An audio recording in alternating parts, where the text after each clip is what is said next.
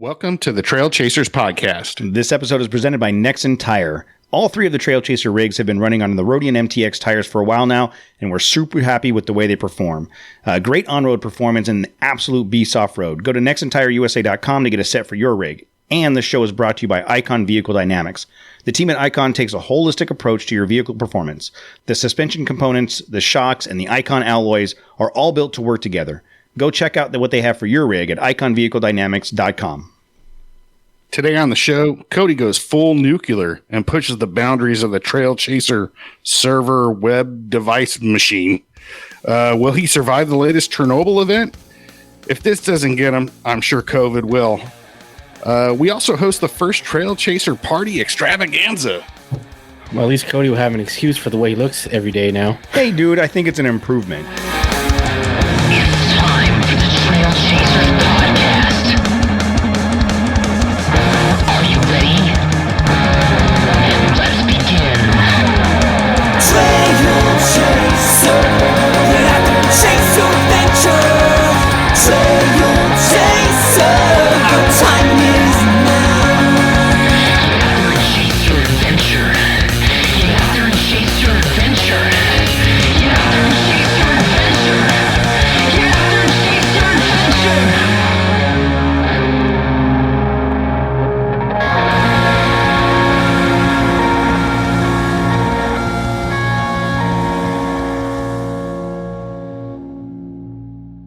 Hey, everybody. Week 3 of the apocalypse. It is April 6th. We are social distancing. Live from Thunderdome. We are again recording remotely. I'm in the studio. Matt and Jose are in their Trailchaser Studios 2 and 3 remote studios, aka the other spare bedrooms in their house. Right. What's going on, guys? Oh, I'm in the dining room, actually. Are you really? I don't have any spare bedrooms in my house. Well, how are you going to do this in the dining room? What are the kids? Where are the kids? They've been told to stay quarantined even more into their room. Yes, we're stretching the limits of the quarantine. Oh no, they've been banished. Oh to their no! rooms. I guarantee you, I'm going to put money on it. At some point in the next 2 hours, there's going to be a blood-curdling scream and a kid sliding across the screen. Yeah, nobody's taking that bet. That's a given. That's just life, bet, dude. Yeah, that's life in the quarantine now. I know, dude. Like it's we've got it fairly easy. We're managing, but I will say the last 2 Saturdays I did put the girls in the car and drove around a little bit just to go check out some stuff. let's just go outside. I needed to get outside. They needed to get outside. But we did, like several conversations. We didn't interact with anybody. We didn't do any of this stuff. But at least we got them out of the house. Like I said. What about you guys? How are you doing? I think I'm cracking. I don't know. Really? I'm still going to work every day, but I can tell like it's the strain on the kids and Monty it's getting pretty tough, I think. So, and then that's just everybody, Yeah. It's the new the new norm. I'm starting to see more cars on the freeway. I think some people are just like, F it, I'm going to work, or I'm just going outside or something. Yeah, I agree. I think that there are people just going, it is what it is. But, this next 2 weeks is supposed to be the tough time. It's supposed to be, pretty bad. So I'm fortunate that I've been working from home. It sounds like I got to go to 2 job meetings this week. Assuming they can can wear a scuba suit. I'm definitely gonna wear a mask though. I had to go to Home Depot last weekend and I wore masks just to I'm gonna do it. You tried to rob Home Depot? I did. Somebody was saying like anybody can just rob stuff now. You just go in with your mask. A bunch of bandits. The society of bandits is what we become. Yeah, that's our icon things that we got from Hammers, right? Yeah. So I'm just gonna start wearing that. The net gator. Yep. Yeah. That's what I wear to work. I found my old. But I'm thinking about doing it because of the quarantine, Jose. Not just regular like you probably do. No, we need to wear a face mask at work. Yeah, they've mandated it, right? Yeah. But you were wearing it before, though. No, it wasn't. That was my joke. It's your pride. He was making a comment about your heritage, Jose, and that you were wearing a bandana for nefarious reasons. Yeah, I'm a red bandana. Yeah, I'm a red bandana kind of guy. Whoa. Those were the bad guys in the cowboy movies, right? Red bandanas. Oh, okay. I didn't know that part. I didn't know that. White part. hats. I don't know. White hats. What do I? I don't know. So have I think this is probably going to be the last episode of the show. Matt, Jose, and I have been fully replaced by our wives at this point. We okay. So last week, episode 118 was the wives episode, the wives takeover, and it was kind of a April 1st kind of thing. And jokes on us. Joke is on it us. Backfired, dude. 100%. So I want to catch you. I don't know if you guys have seen all these comments, but I've got between messages on Instagram and Facebook and DMs and text messages. Tim RescueCon wants to replace me with the wives, but wants you two to stay.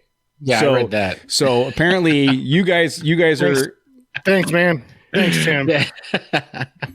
Air down. Man. Yeah. Air Down Off-Road, I'm assuming it's Brian. He says, these chicks are brutal. Their banter and crap talking skills are crazy impressive. You guys better stay on your best behavior. Haha. I didn't think they were too brutal. They could have been worse. They could have been a lot worse. Look, that was pretty tame for... Yeah, exactly. I don't want to say that it could have been a lot worse because then there's going to be a clamoring for them to come back on and make it worse. So... No, I think that was just right. No, I just pity on us. Ed Fevold said, I love the ladies' show so much I may listen to it a second time. Six String Truckers said, so many snippets you could pull from this episode. Hope you guys survive the zombie apocalypse. That's just for Matt and Cody. Jose, you're good. I would either thrive in the zombie apocalypse or be dead first day. I don't know. I don't know how that would go. Exactly. I'd like to think that I'd survive, but you then can swing a hammer, so you'd be all right. Oh, watch me swing a bat, dude! Woo! Machete. It'd almost be fun. The thing is, I'd have to do a lot of walking, and even as slow as zombies walk, I don't know that I'd be able to stay in front of them. Yeah. Eugene Roca says, "Is the new Trail Chase Her podcast going to be in its own feed, or do I have to subscribe to another one?" Brushfire 221 said this was a spectacular episode, 5 stars. We need more of wives spilling the beans. And Backroad Exploration said, really fun episode, hearing things from their perspective. My wife has many of the same supportive gripes when it comes to editing and making videos. Yeah, like I said, they did. First of all, they did a fantastic job. I mean, the three of them, the chemistry, they handled it like champs, like they'd done it before. I mean, it came out great. But I do appreciate that they were nice, as nice as they were. Yeah, no, you know what? It was really good. I think that they have a similar rapport with each other as we do. So it seemed to translate over. Yeah, they were good. Well, I think it's interesting to hear, for a listener to hear from their perspective what our lives are like, and I think it just kind of that much more. I don't want to say evidence, but that much more of us just being us. They let loose just like we would, and they didn't hold anything back. And I had so much fun listening to that episode. I laughed out loud a few times, multiple times. Yeah, multiple times. I got a buddy at work I used to work with him, and he said he tried to listen to our show but couldn't. He didn't like it, which I don't know if I believe him. But he commented and said, "This F that guy." Yeah, he commented and said, "This is the only episode he's listened to front to back." Oh, okay. Let me ask you guys this: what were you guys' takeaway from the episode? I try to take nothing away from any of our episodes.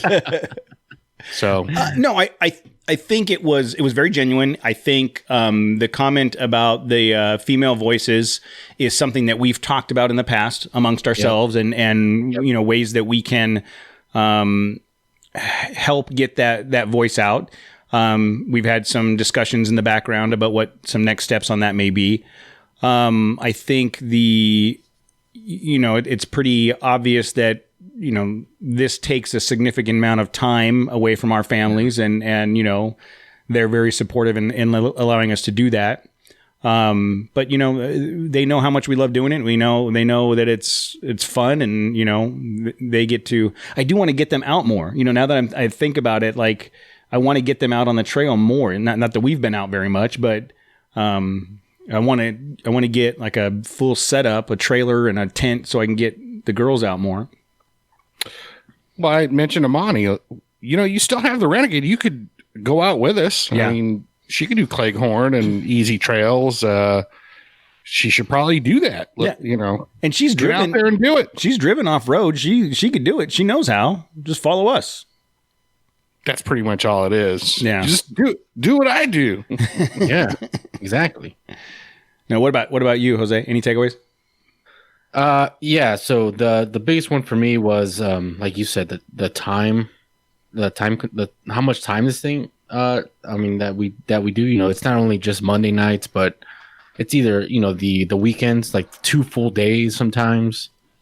And yeah, I mean it does, like, there's only 7 days in a week, and most of the time Mondays nights are gone. Yeah. And if we do a trail run, that's a day, or if we do an event, that's 2 days. But yeah, I mean, I got to be more cognizant of, like, yeah, it's not just, I know we get tired going to the events too, but it's like it's their time too. Like it's I don't know.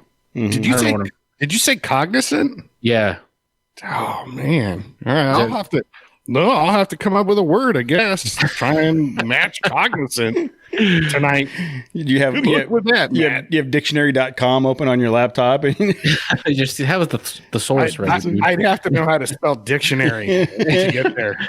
That and just having their support makes this even that much better. Like knowing that they support us it makes everything that much greater for me, at least. Oh yeah, for sure. I mean, anybody that's considering doing anything like this, whether you said, whether it be an Instagram page or YouTube page or a podcast or something. Jose, good comment. You jerk. agree. Anybody that's going to do something like this, that's the one thing. You know, if someone were to ask, what's the biggest consideration in starting a podcast, is the amount of commitment and time that you need to put in, and that it takes away from your family. I mean, you really, I mean, they made the comment, like, we've done an episode every week since July of 2018. So it's, you know, it is a huge commitment, but it's not like a job. It's never once felt like a job. It's always fun to do. We enjoy the hell out of it. And me and Matt have it easy because, I mean, you do like 90% of the workload. I mean, you do all the editing. You do all some interns, man. I do need interns. They just hired like 2 new interns for Swinnerton at work today, and it's like one guy's like 19 years old, and you're just shaking your head. Like, hey, you know how to use a computer? Come here. Yeah, you feel bad for him. We need to get somebody like that. Just some chump. Get in there. I don't want to call him a chump and then try to get him to work for us. Hey, chump. What? No, we call him a chump now. He obviously hasn't. Him or her. He has to graduate to loser. I thought about that. I don't know what's involved in like working with a local college to get intern credits for students that are doing marketing and social media and or media production. Like, how do you do that? Jose? Well, you can't right now. Everything's shut down. But there's got to be a way. I mean, I would assume there's a way to where you like sign up for intern credits at a college. I think you put Presley on it right now. Yeah, just get her started. You just start introducing her to keyboards and screens. Oh, dude! And then next week you start going into microphones. And, you know, whatever. And then before you know it, she's editing each episode. and probably better. Better. You know. She's already computer literate. Like she'll come in here in the studio and she'll sit at one of the other computers where you guys sit, and we'll load up like PBS has toddler games, and she was playing one the other day where she had to get Elmo from one side of the screen to the other and go around these obstacles, and she was like clicking the mouse and dragging it around, and like she's already on it. Like she's good to go. That's probably a bad thing, dude. I mean, you know, when we first got the boys and they started going on YouTube, and we had parental controls and everything, and I walked in and went, "What? How did you guys find this stuff?" And I can't even describe what I saw. It was very it's still upsetting. It was upsetting. It's just say it involved a Disney cartoon character with let it go. Yeah. And there was some. Actually, I'm just gonna let it go. I'm gonna let it go. Exactly. I'm not gonna go any further. Oh man. It was disturbing. You have to go. So what we did is we set up a separate account, and she watches all of her videos on that account, and I'll go in and log into it and blow out like all of the videos that I hate. There's this one channel that I absolutely despise the kids on that channel. Like I don't even care if it makes me a horrible person. Every time those kids open their mouth, I want to punch them through the screen. And so I won't let Presley watch it. So I've gone in and like deleted them from history, and now they don't even show up anymore. Yeah. Okay. Well, whatever. Yeah. My kids just stay off the computer now. Okay. They're just gonna play sports and stuff. That's it. Get outside. I don't know, dude. Pretty soon, there's not going to be any sports. It's all going to be indoor activity. Don't say that. Don't say it. Yeah. Look, dude. There's always the Thunderdome. Okay, and they're Yeah, gonna you gotta swing like pipes and stuff in Thunderdome. Isn't there like bungee cords and stuff in Thunderdome where you jump down and you swing at hammers at each other? and Yeah, there stuff? was that one monkey dude that would jump down and do that. We need to watch that. We need to have a Mad hangout. Max, Yeah. A marathon, Mad Yeah. Max marathon. we do it like Science Theater 3000. Ooh, yeah. Oh, I love that. That's a great show. Man, we should also start like downloading video games for off-roading so we can talk about off-road content and be like, yeah, this one time I had the high score. Dude, we could talk about Ivan Stewart's. Remember that trophy truck game dude. back from the 80s? Yes. The arcade cabinet, the one with like the different colors. Yeah. Yes. steering wheel? Yes. Yeah. Yeah. The three trucks. steering wheels? Yes. That It was, was the awesome. Toyota livery, the yellow, Yeah. white and red, right? Yep. Yeah, that one was awesome. I do remember that one. What other off-road games has there been? Or like there was Bike. Remember Excite Bike? Oh, Excite Bike, yeah. Yeah, that one was a That good was one. great. There's a like a world rally game. It's called Dirt, and they have like trophy trucks and stuff on it. It's cool. 951-394 dirt. Yep. Nice segue? Whatever that was. Shameless plug. Oh, okay. Yeah, you said dirt. Oh, I think I told you that story already. Never mind. I was going to say I told you the story about the lady that flipped me off, and I wanted her to call the 394 dirt number that's on the back of my truck. Yes. But I saw a funny meme. There was a remember the Chris Farley show? yeah, You know, he's like, Remember when- that one? Yeah. Yeah. That's cool. It said, remember that time we were outside? And then the next day, that was cool. That was cool. oh crap! Sad. It'll get better, guys. It's going to get better. I think it's got to get better after Thanos is done with what he's doing. Is it bad? I'm gonna start rooting for Thanos. Like just something different, please.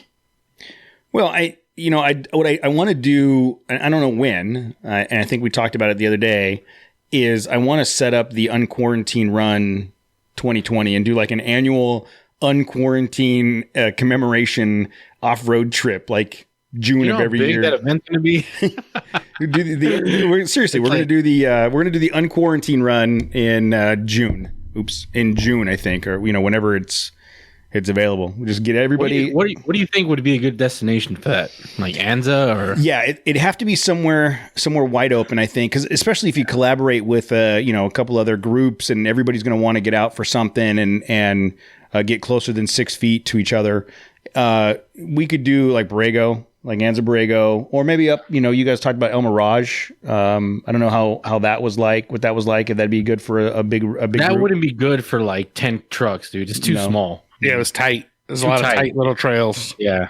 So Akatia Wells, Mojave, we could do a 2-day Mojave Death unquarantined Valley run, dude. We Yeah. haven't done Oh, Death Valley. I've never been to Death Valley. Me neither. That's gonna why I be keep June. bringing- Yeah, we're not going in do June. Death Valley It'll be in dead. June. It'll be Dead Valley at that point. We will be dead. But yeah, so I would love to pull something like that together to Baja, Mexico. Let's go to the Sahara in June. Oh, jeez. I'm going to Why? Why go to Mexico? There's no reason to go to Mexico. Dude, Mexico's Are you scared? awesome. Are you scared? Yeah. Yeah, I'm scared. Things have what? happened in They Mexico. don't have any coronavirus there, do they? Hey, they stopped production of Corona. I was going to say. Yeah, but that had nothing to do with the virus. That was just there was clickbait. The headline was clickbait. Obviously, you got because you. So what I mean, we got nothing coming up in the community. Obviously, everything's on shutdown. We haven't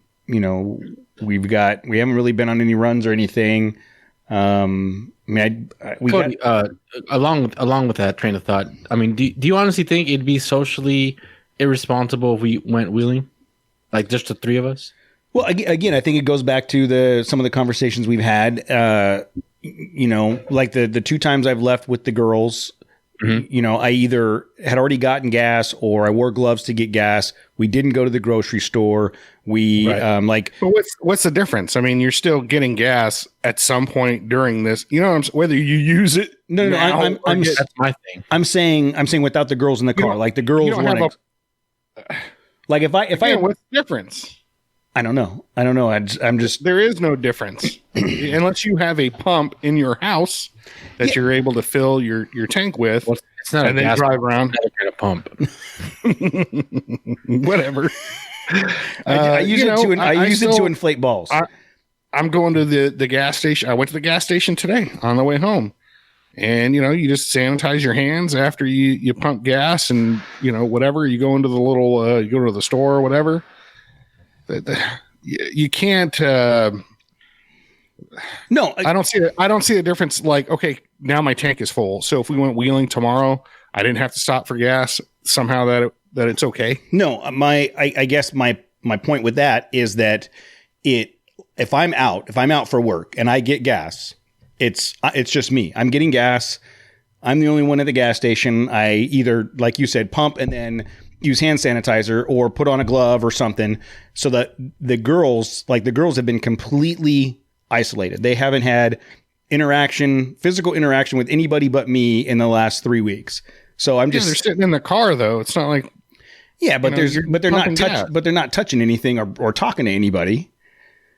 right while you're at the gas station. They're not running around. No, I think Cody's thing is just minimizing the possibility, Yeah. the chance of getting it. Yeah, exactly. Just minimizing the exposure. We went up to Mount Baldy on Saturday. We just drove up that direction. And we stopped. We found a place that was like a pullout, and no one else was there. And just the 3 of us walked down next to this little creek, get a little nature in, came back to the truck, and came home. We didn't interact with anybody. We didn't. What's the difference between that and four-wheeling? So my point was about to be, if we do something like that, where it's just the 3 of us, we keep our 6 feet apart, and we don't interact with anybody. I'm gonna tackle you. I know. Just out of principle. You guys would too. You guys would. We'd get there. Keep my hands off you guys. Yeah, exactly. How's that different than any other Friday night? But you know what I mean? I think if we do it responsibly, it's possible to do. That the part that I struggle with is that, and if we were to do that, and not that talking about it is any different, if we were to do that, I wouldn't want to post it anywhere. I wouldn't want to, because I don't want to be pointed at as the reason, hey, these guys are out doing it, so I'm going to go too. You know what I mean? I feel like that's more of the problems. Like if we go out and wheel, and does that give anybody else the excuse to do it? Like, would anybody use us as the excuse to go wheeling? Dude, there's plenty of people wheeling already. Oh, I know. I'm already the excuse for a lot of bad shit anyhow, so it's like not really that big a deal for me. So that's I don't know. I don't know what I saw Matt do it, so I did it. if everybody tried to do what Matt could do, they'd all be dead. They can't handle it.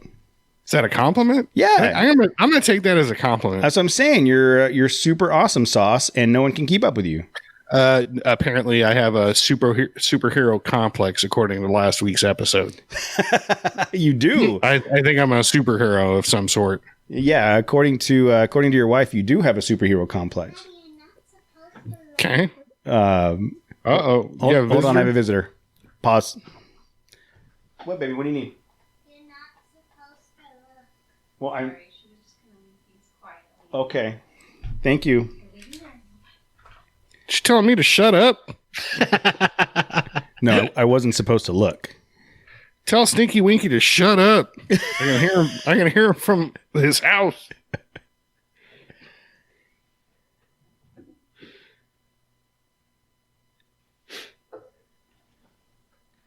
What's happening over there?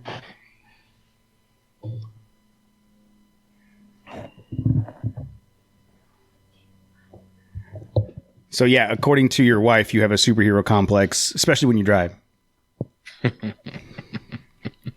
I drive pretty good. I agree. I think I've mentioned this before. I worked it out so that in my wedding vows, Tammy had to vow that I was a great driver and that I didn't need her help. That is not a joke, by the way. That you didn't need her help, like navigating, because you In her wedding vows, You need all the help. in her wedding vows, it says to the effect, she acknowledges that I have spent many years perfecting my driving skills and that I do not need her input from the driver's seat on how I drive. So it's in the wedding vows. I'm just saying it's in the vows. I don't care. Good for you. That's nice. So real quick, back to one more piece of input on the wife's episode. We did get a new 5-star review from our buddy Ultra4 Jones, who, by the way, What was that again? What was the name again? it's Kevin Jones, Ultra4 Jones. Okay. We're trying to get him on the show too. We're just working out some scheduling, and this whole quarantine thing screwed it up. But on 4/4, he sent us a 5-star review called "The Wives." He says, "Longtime listener, first-time reviewer. The wives had me dying of laughter. They should just have. They sound just as quote supportive as my wife. If they start their own podcast, they should call it the Kid Chasers. Very funny idea, giving them the reins and letting us know how much we all have in common as enthusiasts with significant others. Keep up the entertainment." So yeah, Kevin, I hope you get as much quote support as we do for all the stuff that you're doing. And like again, we're going to get him on the show soon. The goal was to have him in studio. He was actually supposed to be in studio a couple weeks ago, right when the quarantine hit, and we decided to back that off. And so maybe in a couple weeks we'll get him down here in studio to do that. But thank you for the review, appreciate it. Yeah, thanks. It's I mean, I think the takeaway, the big takeaway is that it was a great episode. The girls did a great job. I'd love to have them do it again at some point in the future. I think it lends a different voice to what's going on in our worlds, and I enjoyed the hell out of it. I enjoyed listening to it and editing it. Yeah. Would it be funny to have like couples do episodes each together? Oh man, that would actually. How would that be? Because then you get a different take on. Like, let me tell you about Cody. Yeah, no, I don't want you and my sister behind the mic at the same time because you guys would wreck me. That would spiral out of control. Oh, that would be the final episode. yes, probably. But we could do that. We could do each couple gets a different segment, for like 3 consecutive weeks. Oh man, yeah, I'm taking it. I take it back. It's bad. You're like, what 86 that idea. Yeah. Edit that. So we, other than trying to keep up with people on social media and following what's been going on, there hasn't been a lot going on in the community. Tonight we're going to have this live session we're going to do here in a little bit and get people on that we can just get some different perspective on, ask some questions. Hopefully the live stream works out because we're going to try this. We're going to try this live stream. I got a Google Hangout on the screen with Matt and Jose right now. And then 4 other people are going to join that. And then I'm going to be live streaming that to YouTube while trying to do all that at the same time. I tested. Oh, dude, that's Chernobyl. Well, I tested it. Dude. So let me tell you. I've been Amazon virtually building a new podcast computer for the last 2 weeks, and it's like constant. I'm changing all the different components, and what if I did this, and how much would that cost? It ain't cheap. I'm just telling you, it ain't cheap. So I haven't pulled the RAM. I haven't pulled the trigger specifically because I wanted to see how this night went. And I did the test earlier, and I was right about... If you survive, yeah, you're probably going to be irradiated. I was right about 50%. See a flash from Cody's room. I feel the heat burst from Corona like 20 miles away. You see a flash. and mushroom cloud over my house. But so I was like 50-60% of capacity trying to record, stream, and do the hangout all at the same time. So I'm going to use this as a gauge. If this goes well, I'll know what I need to purchase, how much more power I need to purchase to do it more often. Because I want to do this more often. I think once you guys are back here in the studio and we can get more people on the hangout and we can do some live streaming both from the studio perspective and what's on the screen, I think that's kind of the next step. We've been talking about for a while that we want to start getting more video oriented, and this is forcing us to do that. Yeah, this needs to be the new norm for us. Like, along with the recording, like the podcast, it needs to be on YouTube as well. Yeah, I think the downside is that the money I'm going to use to buy the computer is the money I told my brother I was going to use to buy a welder. So Casey, sorry, dude. Sorry, Holmes. I mean, I'm sorry. He was going to build me stuff for my truck. So. But yeah, I think that we'll get more use out of a new podcast computer. And dude, use that stimulus check. What are you talking about? Yeah, bro. Get on that stimulus. I need to stimulate some stuff. my economic position.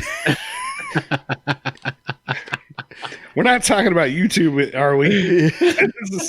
Sounds like another channel. I have no idea what you're referring to, sir.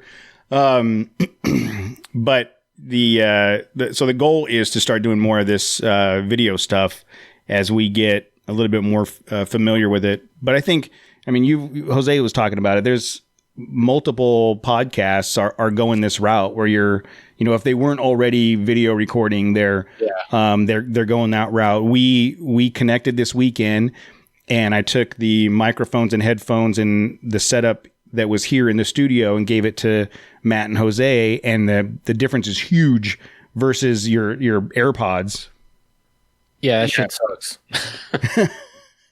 No, definitely. You know what the other big difference is that I noticed, and I think why it feels so much better is the headphones. Yeah, we have headphones on, and that creates that atmosphere that we're still immersive. Kind of virtually in the same room, even though we are not. Yeah.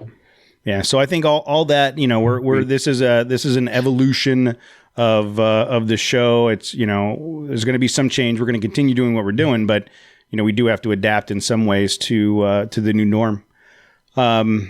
Anything coming up that you guys, or anything you've seen that you want to comment on that we did get a couple voicemails, but I don't know that we have time for voicemails. Do it. Let me check. 20 minutes. Let me check real quick. No, just everything keeps getting pushed back. Like, dude, if we find a cure or like a good test or something, or like becomes normal, the second half of this year is gonna be like packed with shows, dude. Yeah. I think what may happen is some of them are just going to get canceled because everybody's going to try to go, all right, we can do them this weekend, and there's going to be 16 shows all in the same weekend. Exactly. Yeah. So here, we do have a couple voicemails. Let's run through those real quick and see how this goes. Hey guys, it's Dave from Oregon. Just got done listening to the Wife's episode podcast. What in the hell are you guys doing? we guys try to portray ourselves as being smart, being adventurous, being off-roaders, telling the truth, being tough, and all this stuff. Then the ladies come on, and it's like listening to my wife, and halfway through I realize I'm nothing but a poser. She's smarter. She's tougher. She can get stuff done. She's probably a better driver. She doesn't worry about rents on her truck. She pays somebody to do it done, get it done right. And I cry, just like Jose, Cody, everybody. Anyway, I thought it was really kind of funny. I enjoyed it. Good idea getting them on, but man, they pulled the curtain back and they exposed everybody. I still respect you guys, though, even if you drink White Claw. Oh, Dave, yeah, we all agree that the thing is we weren't going to acknowledge it. It was one of those things that had happened, and like, you know, everybody knew that it happened, but we're not going to talk about it. We're just going to let it go from there. Look, just because I shed a tear, Kobe died, all right? I mean, freaking Kobe died. All right, I wept a little bit. That's all. You couldn't get away from it. You know what? That's true. You guys give me crap about crying all the time, and I cry. I can't. I always say I cry TV for commercials. No, I cry. I cry when I see those like soldiers coming home from like a year-long deployment. They see that like they surprise their kid or something. Oh, I tear up at that stuff, and it's like, "Are you watching a soldier coming home?" I'm like, "Yes." Oh, funny, dude. Stop watching that YouTube channel. It's just it's on Instagram. Like, it's on the feed. Oh, it's so funny. Speaking of Letty, my mom sent a message. She's like, I'm listening to the girls episode. I love Letty. All right, we got another one from Ed. Hey guys, this is Ed, six-string trucker on Instagram. I'm reluctant to say anything because I don't want to piss off the forearm of justice, but I can't handle flattening the curve anymore. The Duke boys taught us it was straighten the curve and flatten the hill. So keep up the good work, guys. I forget where Ed's at, but I don't think the forearm can reach all the way to the other side of the country. I don't think it's got that much reach. I don't think the forearm cares that much about doing anything. No. So, but he referenced the Duke boys. Yeah, the Duke boys. Yeah. Oh, dude, when I was in like a kid, like first grade, that was the show, right? Oh yeah, that was. Oh, dude, because my dad had a Charger, and it was I'd tell my dad to like jump shit, like just jump it, you know, because you see the General Lee's jumping rivers. You didn't know they had 15 of those, and they wrecked one per episode, dude. Yeah, they went through over 100 of them. I read, or 250 or something. What? Like that. Yeah, dude, that's like now. Like all the Mopar guys are like, yeah, exactly. Crying, dude. 50 grand a pop. That was it back then. They just, you know what? Just grab another one. Just that's funny. Let's try jumping something else. So that's what we need. We need to get Matt like a stable 15 different Frontiers so that you can just start jumping them. All I need is one, dude. All I need is one. That's a tough little truck. Yeah. What do you guys want me to jump? Start pointing. All right. Well, with that, we're gonna stop this segment, and the rest of the crew is gonna join us here in a minute, and we will do some intros and roll into our live Q&A session. So we're gonna get ready for that. Thank you for listening. Thank you for all the positive feedback on the wives episode, but you guys suck for not having the same feedback when we do stuff. That sucks. But honestly, people need to call the hotline. And where are you gonna go? What are you going to do when the quarantine is up? Leave more reviews. That way we can have something to talk about. Yeah. So if you need, you need some sex advice. Yeah, you need some advice, financial. You know, what you want to do with that stimulus check. What are you going to do with that stimulus check? No. Do you have any extra stimulus checks? Yeah. Do you have some stimulus you can loan me? Loan me some of your stimulus. And we're out. You're listening to a 4x4 Radio Network podcast. The Trailchasers podcast is a member of the 4x4 Radio Network. If you want more off-road shenanigans in your ear holes, go to 4x4radionetwork.com to hear episodes of the Jeep Talk Show, the 4x4 podcast, the Center Steer podcast, and On the Trail with Kevin and Scott. Okay, well, we're going to get started with the recording, and then Jose is going to continue to play with this. So we are trying to go live on Instagram. Jeremy and I did a test of this earlier. I'm sorry, on YouTube. Jeremy and I did a test of this earlier, and it worked. I do not know what happened now. So Jose's trying to fix it because my streaming software crashed, and we're just going to start with the recording. So we have on the Google Hangouts, we have a whole group of people. We have Jillian Rebecca here. We have Jason DeMello from DeMello Off-Road, Jeremiah Evans from Expedition X Off-Road, Jeremy Healy from Icon. What was that? Oh, he said I. And I think Scott Spiva joined us. Spiva or Spiva, Scott? Did Scott drop out already? He's done with our shenanigans? Oh, he doesn't have his audio on. Ah, Scotty. I'm an old guy. I'm new. I don't know what I'm doing here. Yeah, Scott's on board.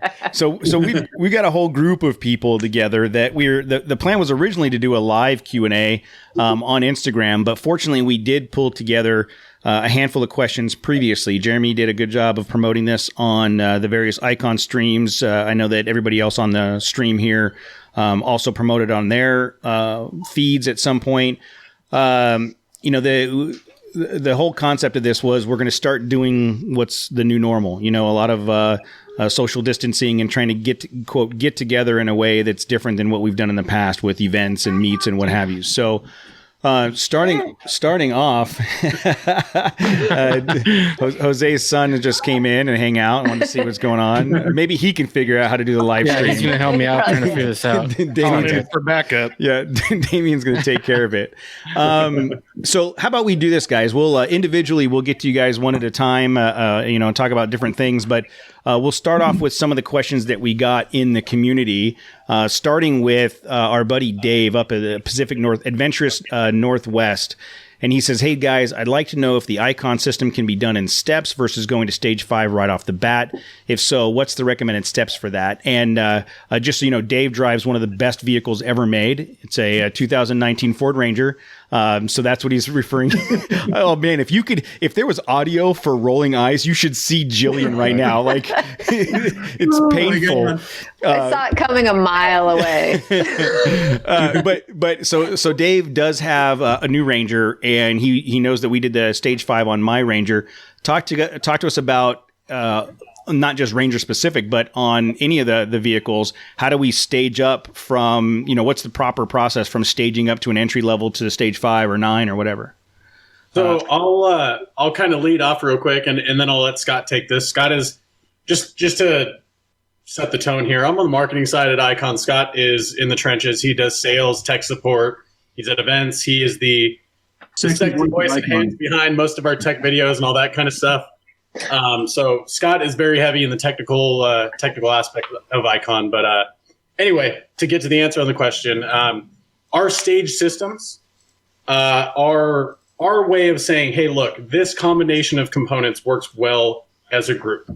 And yes is the short answer. You can buy a stage 1 if that's what budget allows for, and slowly work your way up in components from there. You can add remote reservoirs to an IFP shock. You can add CDC valve, yada yada yada. But Scott, what's the part number on yada yada yada? Because you've used that one in the past.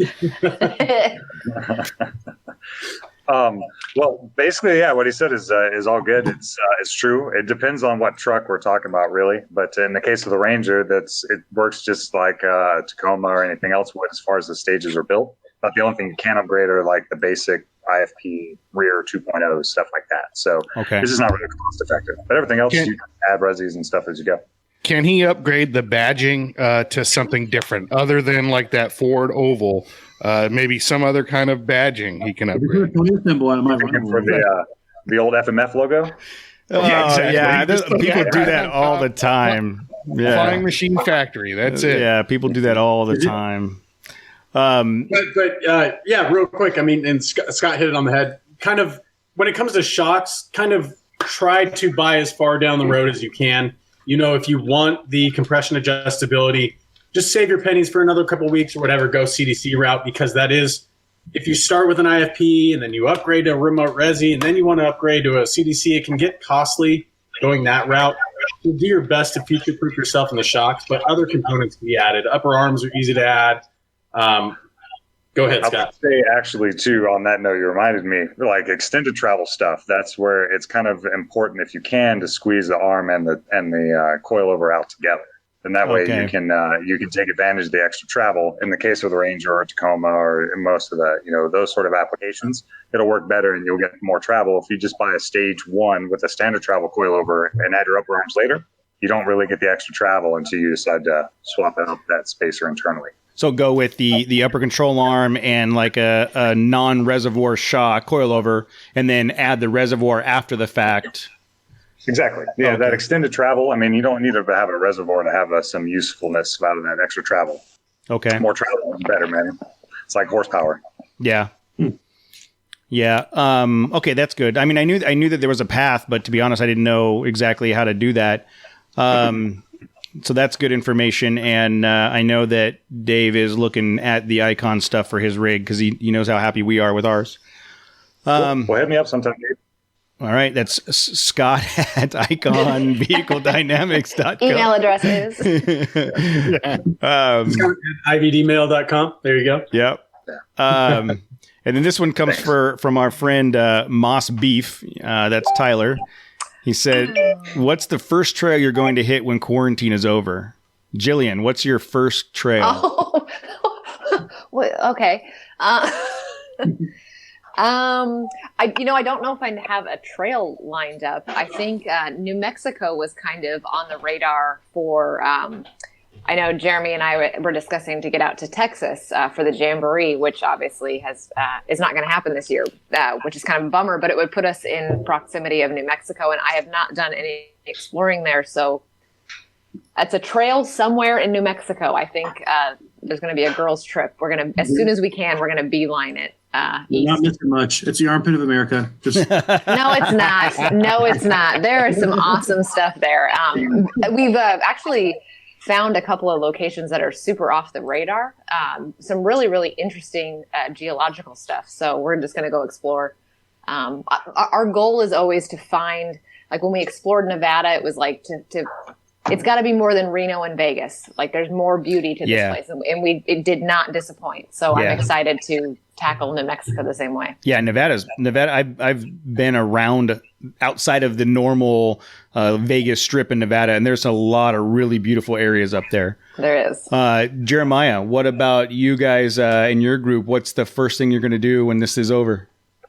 The prayer is we're going to be heading down to Baja. We have a trip planned for beginning of June. Yep. So we're hoping it falls in that window of when things start opening up. It's been I know myself and most of our crew and the guys who go out with have been itching to get outside and praying that we can make that happen. Yeah. I actually later in the question and answer stuff, I got a question about that trip, so we'll talk about that some more as it's coming up. Sure. Matt, where do you want to go? Whoa. I just want to get in my truck and go tear up some dirt, put it in 2-wheel drive and just Tokyo drift like some trails. Oh, Punch Bowl. We need to go to the Punch Bowl. Yeah, I just want to tear it up, really. I'm getting kind of antsy being in the house with the kids, like cooped up. You ever been cooped up with 2 kids? Yeah. Man, I'm telling you. It's rough. So just anything. I just want to get in some dirt. Like I said, just do some donuts somewhere. With some donuts, that would be great. Just tear it up. Go Nissan. Yeah. Well, Jeremy's talking about Go Nissan as he took his Toyota for a drive the other day. Yeah. I saw that. I was a little upset, but that's all right. I got over it. Next question from Spacious Garage. What is your favorite off-road event to hit throughout the year? Has it already happened? Has it been postponed or canceled? Or is it still set to happen as usual? Jeremy, start with you. As far as just pure unadulterated fun, King of the Hammers is kind of my go-to. And luckily, we got to experience that. We got to experience that with, I think, everybody on this call. Yeah. Yep. So Jason, wait, were you there? You're coming next year, Jason. But no, It's like, okay, I guess. This is an absolute blast because we can kind of go get a lot of different kinds of off-roading done. We can do the hauling ass, they're on the truck sideways, doing that kind of stuff. We can go hit some sand dunes and go drive there, and we can go do a little bit of rock crawling. And at night, it's just like an off-road. You guys were there. It's like an off-road version of Burning Man, and it's a whole hell of a lot of fun to see what's going on. My second favorite event right behind that is Easter Jeep Safari, and that's this week. And pretty much the entire town of Moab shut down. Yeah. They were talking about postponing the event, and then it just got outright canceled. So Moab is just, if you haven't been there, it's an amazing place. I don't care if you're a Jeep person, Toyota person, UTV person, whatever. It's just an off-road playground. There's something about that traction you get on that slick rock that's just super, super awesome. And any direction you look is just absolutely amazing. And I'd say those two. So I'm batting 500 right now. And King of the Hammers, East Safari's out the window. So you mentioned Burning Man. Were you guys doing drugs at Hammers? No. Whoa, wait. What happens at Hammers? What happens at Hammers? Thanks for the invite, bro. Yeah. Now I'll come next year. That explains things now. Jason, from a manufacturing and business perspective, what events are you looking forward to, or were you looking forward to? Same one every year. Toyota Jamboree in Texas is by far favorites, mostly because of the people. That was supposed to be around May 4th-ish. Yeah, they've already canceled for this year. First time, and I think this was going to be the 13th year. I may have my numbers wrong, but really bummed to hear that. I know Jillian was supposed to come this year. Icon was supposed to bring the second back. Like it's probably our biggest show of the year, and honestly, one of the favorites, and it's mostly because of the people that are there. I mean, it's a great place to go. Plus, the people are just awesome. Yeah, and have they said anything about rescheduling it, or is it just done for 2020? It's done for 2020. That's the only one that's flat out canceled that I know of so far. Gone Moab just recently canceled theirs as well. They're 2021 now as well. Yeah. I have a question for that, because all these events are postponing, canceling, and to be honest, a lot of people are out of work right now. So are people still going to be going to the events? My question, if they postpone it, they postpone to September, but people aren't back to work till July. Are people going to still go? That's my question. Yeah, well, that, and how are they going to fit all of the year-long events into half the year? There's no way to do it without overlap. It's they're going to have multiple events scheduled. Yeah. I mean, touching on that real quick, Overland Expo West. They held out, and then they announced that they're not canceling, they're postponing. And the first question was, well, does that work for you? And looking at the schedule right now, it looks great, but who knows? We might have a handful of other events that get postponed coincidentally on that same weekend or the weekend before or after. So it's tough for everyone, organizers, manufacturers, all that. It's also the weekend after FJ Summit too, which is pretty close. Ooh. Oh, really? Yeah. So we all have to go up to FJ Summit, spend the week there, then caravan down to Overland Expo, spend the week there. Well, not you. You don't have a Toyota anymore. And then I can still go. You're not invited. You're not invited anymore, dude. Man. How many drinks do you have, Jeremy? All of them. Yeah. Not enough. All right, so I think the answer is kind of all over the place as far as some of them are canceled and some of them we've already been to. I would agree, Jeremy, that King of the Hammers, and I wouldn't have done that in years past, and this is not because all of you are on the phone, but I've been to Hammers in the past, and I just went for the day and watched some racing and checked out the vendor area, cool, whatever. This year's King of the Hammers with the multi-day Icon event just kind of exploded that event for me. Like, it made it top of the list for me, so I'm looking forward to those in the future. So Jillian, I have a question for you. So how do you modify your lifestyle to still adventure and quote follow the rules? So we've had multiple conversations about how do we follow the rules and still go have fun. And you seem like someone that quote follows the rules. Wink. So I wanted to get your input on it first. Oh man, how honest am I allowed to be on here? It's pretty. You can be pretty honest because it's not streaming anywhere. Yeah, right. And So you can edit this out if my sponsors are unhappy with this answer. I'll make a note. Jillian, 1 hour and 23 minutes. No, just what's your? No, I mean, I think the rules are in place. Resources are stretched thin right now, so I want to respect that. I mean, we have individuals that are trying to uphold states that are implementing rules in areas. Areas are off limits or closed or whatever.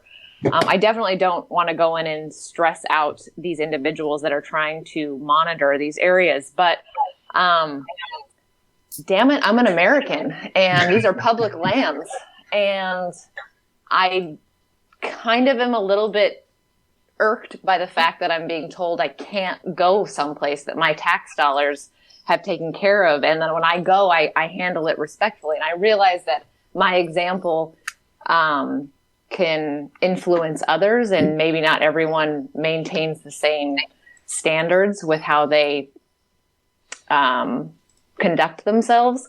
So I'm doing my activities with some restraint. With what we're going through right now, we're kind of, in the middle of it. We're trying to figure out what's going on, trying to get the right information. I feel like we're still trying to sort through stuff, but I may or may not be getting out still.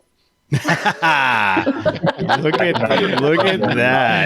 that. No, I agree, and I think that's one of the things that I've said to the guys is I believe there's a way to do it properly, respectfully, and following the rules.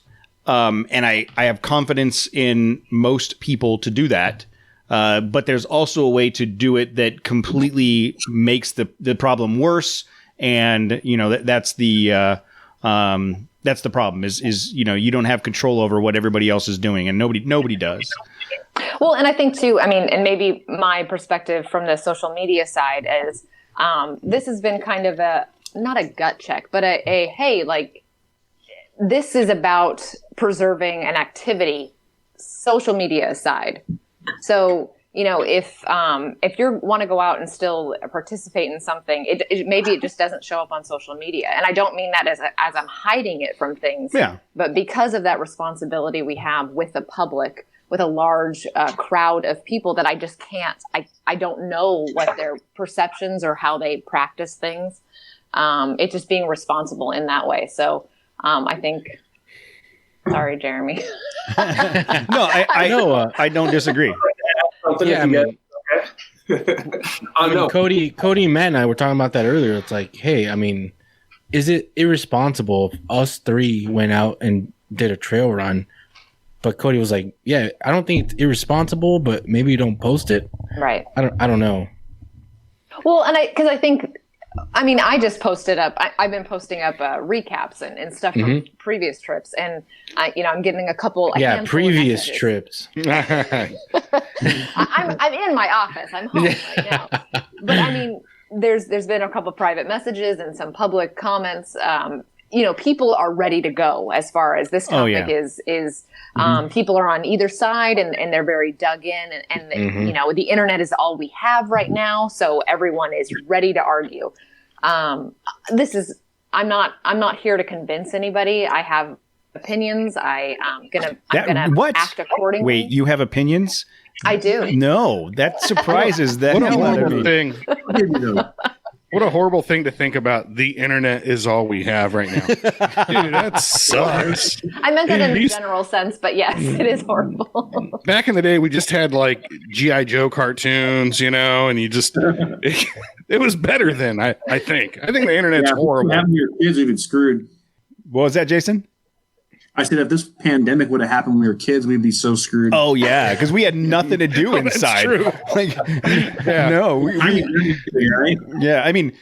Jeremy's only like 15 years old, so he doesn't know the difference. But the rest of us, grew up outside on our bikes. So So going back to something Jeremiah touched on a little bit earlier about the scheduling for Expedition Baja Sur in was that June or September, Jeremiah? Kicks off May 31st. Supposed to be back on June 6th. Oh, okay. It's a week down there. So May. So that's you're looking at 30 days, man. That's no, it's like 45. Is it okay? But who's counting, right? No, I don't do math. I can't figure out how computers work either. No. So how big is the group that's going down? Typically we would have around 15 participant trucks, usually about an average of I'd say 2 people per truck, and then we have about 5 to 7 support vehicles between our chase trucks and hotel support and our trail support trucks. Probably anywhere from, we're talking 40 to 50 people. So one of the things that's weighing heavily on us is it's one thing on the travel restrictions we have here in the United States, keeping everybody in our group safe, but also being mindful of the fact that I think personally everybody in our group is going to be far safer in rural Baja than they will be anywhere in the United States. But the concern is also us bringing something down there. Have you heard something? That sounded suspicious. What do you know? When are you leaving again? But yeah, take me with you. Yeah, we're playing it by ear, but we are hoping that it'll work out. If we have to postpone it, there'll be one more event that gets postponed. But yeah, that's the general plan for now.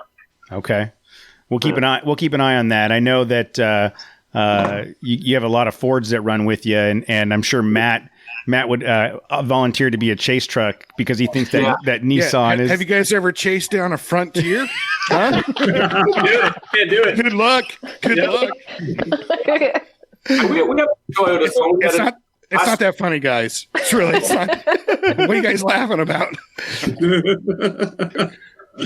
Yeah. We had a couple Tundras and Tacoma on our last trip. We do kind of 2 style trips down there. One's kind of the Raptor fast-paced style trips, and then we do some overland trips as well. They're a little more slower paced or more relaxed, I like to call it. I like taking in the scenery a little more. My wife came with me on this last one, and she's like, "Oh, this is nice. I can see everything."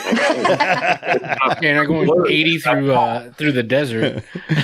Yeah, if you guys haven't been on an Exo Raptor run, you got to go. It's next level. I mean, just the speeds that the whole group will carry throughout that is. Well, yeah, because they're Fords. I mean, they're Fords, and when we get out there in our Fords, come on now, come on. Trucks. I mean, Hey, I need a Raptor apparently. Well, how many finished the trail run though? Icon kits on them, dude. Yeah. Oh, there you go. There you go. All right. The story's done pretty well. All right, Jason. Question. I'm just jealous. I know you are. Jason, have you seen anybody spending their stimulus checks yet? Anybody coming in ready to spend money? Yeah, they have that COVID money. I have not seen someone come in and actually say that, but I will say when that was announced and more people heard about it, I will say that there was a slight uptick in sales first week. Wow. Yeah, it definitely. I've said this more than once. I really feel like right now, as far as the vendor and the sales aspect of it is, as positive things are said in the media, sales tend to go up, and as negative things are said, sales cease to exist. So it's definitely very fickle right now, and it's one day at a time. We're just waiting to see what people do. Yeah, I would agree with that. I'd be willing to bet that as positive news comes out, people think that they're going to get some kind of relief. So that money that they were holding on to buy some bumpers, now they don't feel like they feel like there's a backstop. They feel like there's something there that will help them out if they spend that money. So hopefully Speaking of spending that money, You guys know any swap meets I can go to get some parts from my Frontier? I'm going to be burning some of that COVID money. Well, then we'll jump right down the list because there's a question on here for you, Matt. Hopefully, locally, some local swap meets I can go to. I wouldn't go anywhere near a swap meet right now. Well, sorry, Cody. Just a sidebar question. I mean, for each of us on this call, hats off. Like $1,200. What are you going to spend it on? What's the best spend at $1,200 right now? Dude, I got kids. I got more than that coming. You got to get you some kids before the checks get built. I've got a Nissan that needs the 150K tune-up, man. I need to replace U-joints and all that good stuff. So. Well, based on the fact that I couldn't get the live stream to work tonight, it looks like that build list in Amazon is that my check's going right to a computer. I'm going to build a new streaming rig. I'm trying to give Jason my money, but he doesn't make the product they need. Oh, he doesn't. Yeah. Well, I do have a question, Matt. So this was going to be down later. I was going to bombard Jeremy with this later, but I thought since you brought it up, so I have a question here. Will there ever really be shocks for Matt's Frontier? I'm working on it.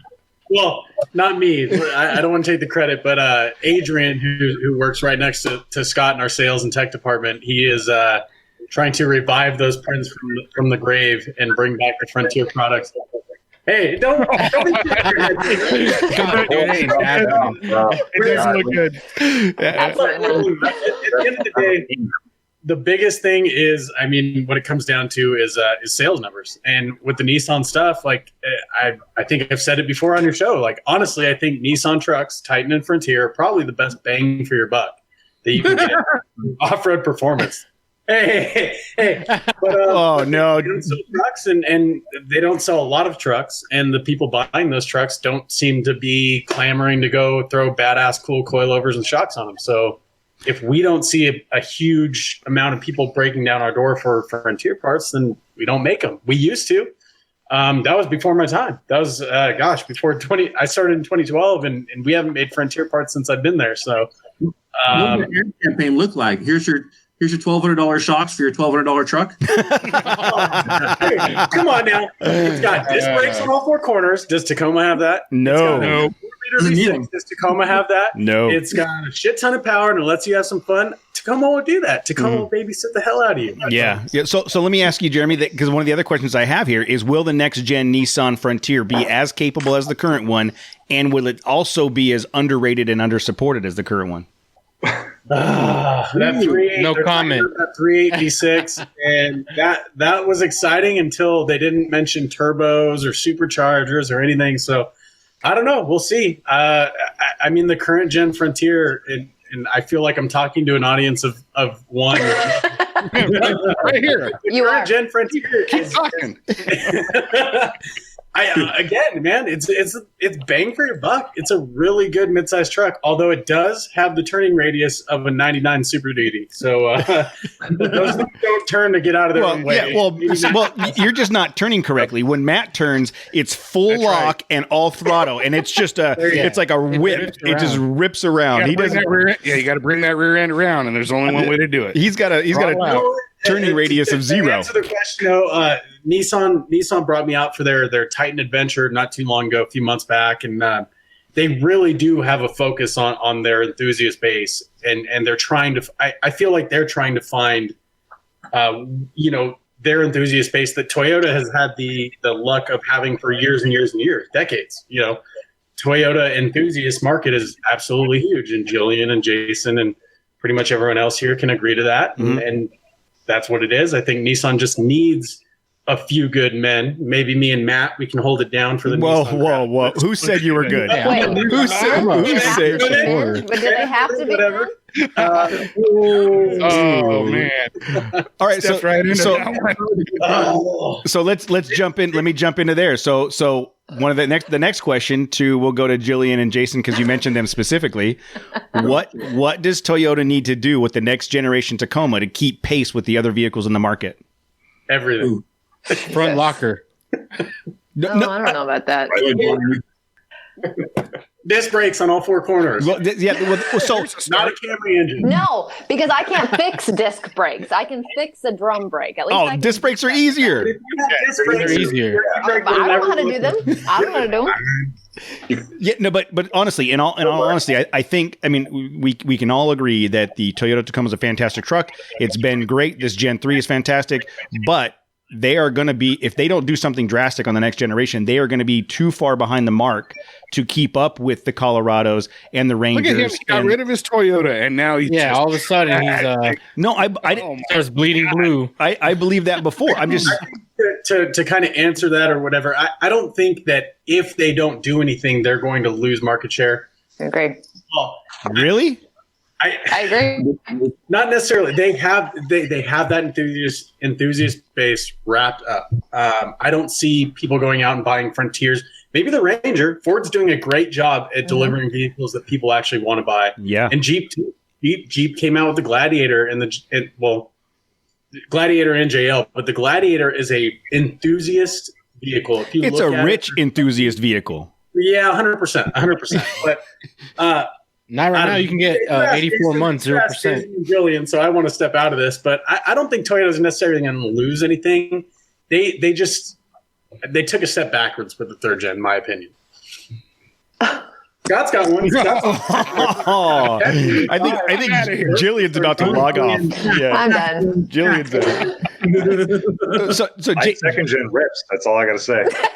Yeah, the second gen's awesome. I loved mine. Jason, I think you should take this one. Yeah. So Jason, what's your thought? Good, catalog of Toyotas. Let me bite my tongue first. So, what do they have? The question was, what do they have to do to be competitive against? Again, I think they already are competitive in the sense that they still make a very solid vehicle. Agreed. I'm going to say what everyone's thinking though is, God damn it, they need to put a better motor in that thing. Like the 3.5 is awesome in every car they put it in, but in the Tacoma, it just needs a little more oomph. Like it's just more torque. If they them, they'd be back. I know the interior. I know people are complaining because it doesn't have the infotainment system, but these are trucks. These aren't Camrys. So I'm okay with how they are. I think the interior is probably the best one they've ever had in Tacoma. I enjoyed mine when I had it as far as the interior goes. I feel like the powertrain is where they maybe have plateaued a little bit, and they need to think outside the box a little bit and stop resting on their good name and their good fortune with the enthusiast market and really give the enthusiasts what they want. Mm-hmm. Everyone screams and yells for a diesel. Give them a damn diesel. Yeah, I don't know why that's so hard here. Jeep sees everyone wants a truck. What did the Jeep do? A couple of years later, you have a truck Jeep. Like they're not afraid to like give people what they want. Like Toyota needs a little more of that in their system. I know it's been talked about for years. Put a V8 in a Tacoma. I know they won't do it because the Tundra will be too close of a competitor, but why not? It's not like you're going to sell less trucks. You may sell a different truck. Do it. I think that's what we want to see, a big bad V8. But what would make sense, in my opinion, and I don't want to step on toes or walk over the question, is doing what Ford's doing. Yep. Doing a 4-cylinder that's boosted, and there you go. Yeah, and they've got plenty of those already in their stable. Yeah, exactly. Do a smaller displacement, more efficient engine, and turbocharge it, and that's super green. I mean, you don't get any more green than turbocharging or recycling a gas can. So, I don't know. I mean, I think maybe that 3.5 with the turbo, that might be a ton of horsepower for them, but it's a 4-banger with a turbocharger. Mm-hmm. And I think Jillian's dog agrees. Jillian's dog agrees with you, Jeremy. Sorry. I think it's that they set the bar so high for so long that right now they just got complacent and they're still selling a shit ton of trucks. 100%. I mean, everyone's caught up now, but now that like the next gen has to be something that at least competes with everyone else. Like the ZR2 has front and rear lockers. They have a diesel option, disc brakes. But don't you think? I mean, I agree 100% with everyone's opinions on all of this, but I think. Don't you think, like, Toyota sells so many trucks to the average user, not the off-road user, to the average daily driver, only on highway, maybe takes the thing camping every once in a while. I mean, I kind of hear like what Jeremy was saying is like it's not going to affect their market really, because such a huge, even though we feel immersed in the off-road community, isn't a huge bulk of their sales just to the average Joe? It is. Let me touch on this real quick. It's a conversation I've had a million times. It is, but a lot of guys, a lot of married men buy that truck because of the image that Jillian put out there for people to see. They love that image of that truck. So they may never modify it. They buy it because of the image. So the more people that have them and are modifying them and are using them in that purpose for being seen, that's why they're selling them. That's why their name is so big for. Like for me, and a lot of guys here too, when I was a kid, Back to the Future with that Toyota truck. Yes, I wanted Marty McFly's truck. For sure. 100%. Yeah. So that helped sell the vehicle because of the way it looked. And a lot of guys are like that. And to get them to go from that point to modified is a big jump. So yes, you're 100% correct that a lot of people are not necessarily buy them to modify, but they buy that image in their head. They buy it thinking they're that guy. Well, thinking there's a out there, adventuring and exploring the world because that image is in their head already. And I'll add on that, Jillian, I agree. 80% of the people that buy the truck are going to buy it to drive it as a daily driver. With that specifically in mind, when I went to buy my truck and I was looking at the Gen 3 Tacoma versus the Ford Ranger, there is a huge difference and this is 100% subjective to my opinion, but there was a huge difference in the comfort level and the amenities of a Ford Ranger versus a Gen 3 Tacoma. And if you're going to be a daily driver guy that's just driving your truck to work and back every day, those things are going to be way more weighted heavily than the off-road capabilities or the history of the vehicle or what the perception is. If you're looking at this every day and you're like, hey, I can get a better powertrain, more amenities, a more comfortable ride, and I'm not going to modify it to make it an off-road vehicle. If Toyota doesn't do some of those things, I feel like people are going to make the same decision I did. And I'm not saying they will. I'm just saying there used to be, for the longest time, there was no other option. There was Toyota and everything else was so far below that it wasn't worth even looking at. Now the bar, everybody else has caught up. So it's not like, they're not in a whole different game anymore. They're now directly competing. And I really hope that they do something different in the next generation to really make people get excited about it and go after it again. Yeah, you don't think Toyota's concerned about losing market share to the landscaper market? I mean, Nissan's Frontier. The truck you see with all the lawnmowers in it is a Frontier right now. That's right. A plenty when I get my hands on one. All right. So on to the next question because it got brought up. Did anybody see that the 2020 Wrangler was rated as one of the 10 least reliable vehicles by Consumer Reports just this week? No. Yeah, the Jeep Wrangler. What were the reports though? Why? That's the thing. Consumer Reports though, man, that stuff is super. That's all money. Yeah, that's all money. I've been playing forever, way before off-road stuff, and that is all money. Whoa. I'll be back. I think pizza's here. Was that Scott's dog the whole time? I thought that was Jillian's dog. And I'm out. Mic drop. What were you saying, Jeremiah? One of the things that to dig into, I haven't looked into that report, but I learned a while ago is to dig into what's dragging those numbers down. I know back in the early teens, the Ford Sync system was terrible and really dragged down their overall reliability factors.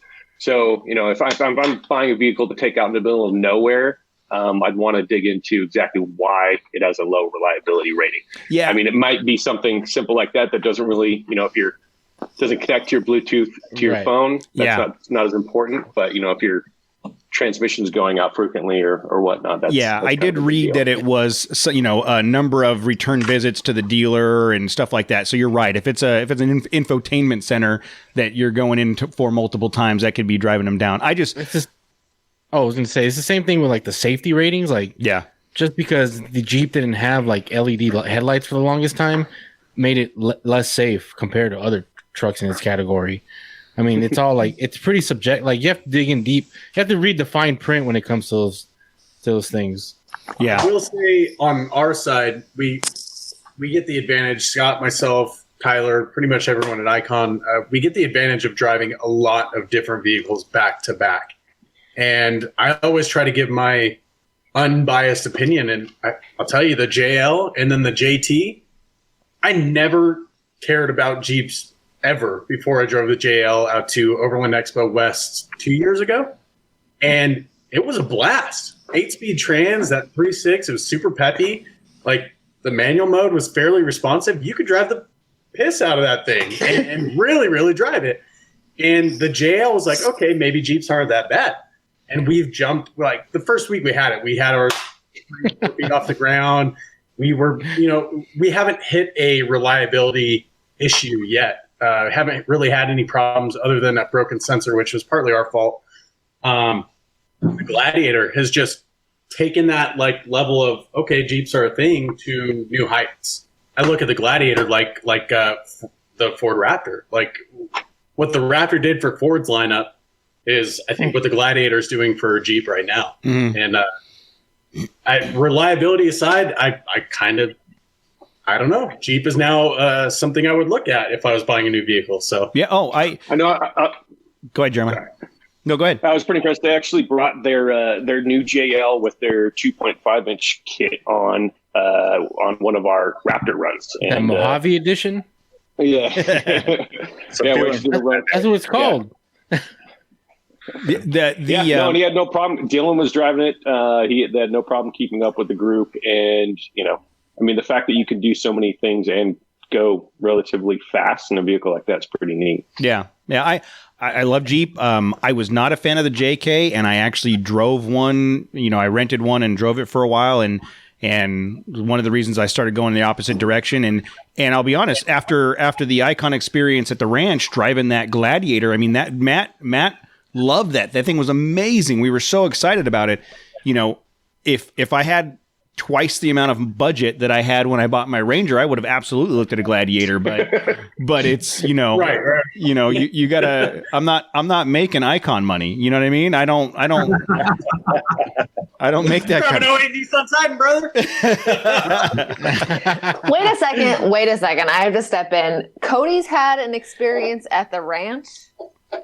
Yes.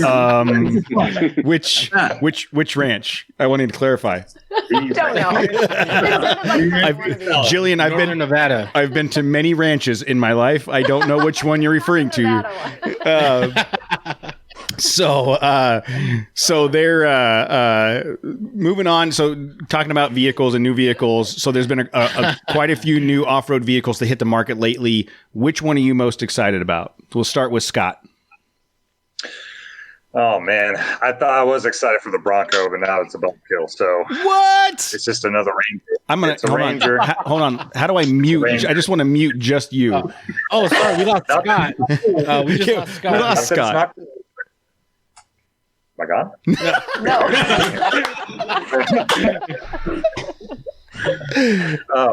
It's just underwhelming, man. It's a Ranger. Like, don't do this whole thing and make this badass legacy vehicle and then carbon copy a existing platform.